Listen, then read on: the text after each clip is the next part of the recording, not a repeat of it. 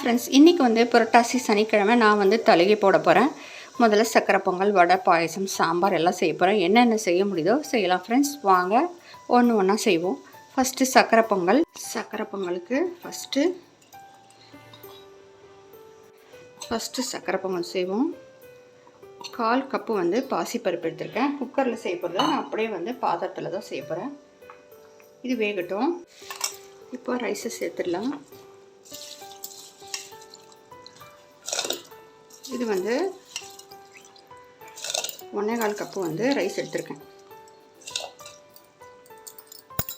வெள்ளை கரைசலை இந்த ரைஸ் பருப்போடு சேர்த்துருவோம். நல்லா கலந்து விட்டுருங்க. இது வந்து 1/4 கப்பு வந்து நான் வெல்லம் எடுத்துருக்கேன். ஏலக்காய் சேர்த்துக்கலாம். பச்சை கற்பூரம் சேர்த்துக்கலாம். இது மில்கில் ஆட் பண்ணி வச்சுருக்கேன். சக்கரை பொங்கலுக்கு நான் வந்து கீ தான் சேர்ப்பேன். நீங்கள் வேணால் ஆயில் கூட சேர்த்துக்கலாம். ஒரு 3 டேபிள் ஸ்பூன் அளவுக்கு கீ சேர்த்துக்கோங்க.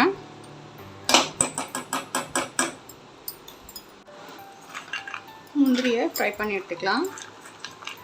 அப்புறம் வந்து திராட்சையும் ஃப்ரை பண்ணி எடுத்துப்போம். கீயை சேர்த்துடுவோம்.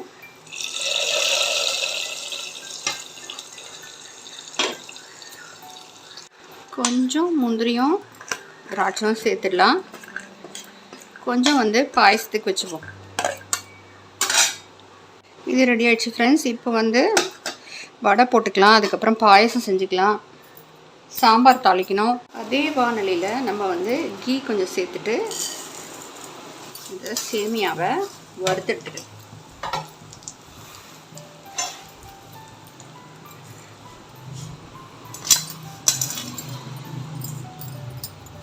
இன்னும் வடை வேறு போடணும்.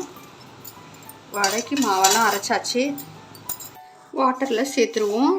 நீங்கள் பால் ஊற்றி கூட வேக வைக்கலாம். கொஞ்சம் நேரம் எடுக்கும். நீங்கள் வந்து தண்ணி ஊற்றி வேக வச்சிங்கன்னா சீக்கிரமாக வெந்துடும்.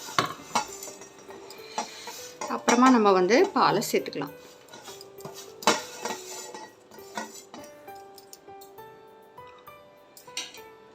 நல்லா கலந்து விட்டு இப்போ சுகர் ஆட் பண்ணிக்கலாம். ஒரு 5-6 ஸ்பூன் ஆட் பண்ணிக்கோங்க. மில்க் ஆட் பண்ணிக்கலாம். பால் வேணும்னா திருப்பி கூட நம்ம ஆட் பண்ணிக்கலாம் கெட்டியான பிறகு. ஏலக்காய்,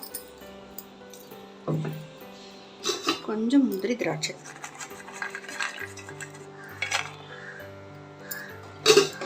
அவ்வளோதான் ஃப்ரெண்ட்ஸ், பாயசம் ரெடி ஆகிடுச்சு.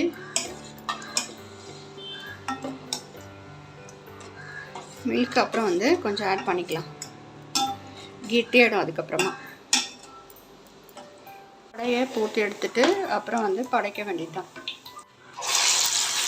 வடை மாவில் இஞ்சி, பச்சை மிளகாய், கொத்தமல்லி, கருவேப்பிலை எல்லாம் சேர்த்துருக்கேன். நான் வந்து கிரைண்டரில் தான் அரைப்பேன். அப்போ தான் வடை வந்து கிறிஸ்பியாக உள்ளே வந்து சாஃப்டாக வரும். படையல் போட்டுடலாம். சக்கரை பொங்கல், பாயசம், அதுக்கப்புறம் வந்து கத்திரிக்காயும் உருளைக்கிழங்கும் போட்டு ஃப்ரை, அதுக்கப்புறம் வந்து சாம்பார், வடை, அப்பளம், அப்புறம் ரைஸ்.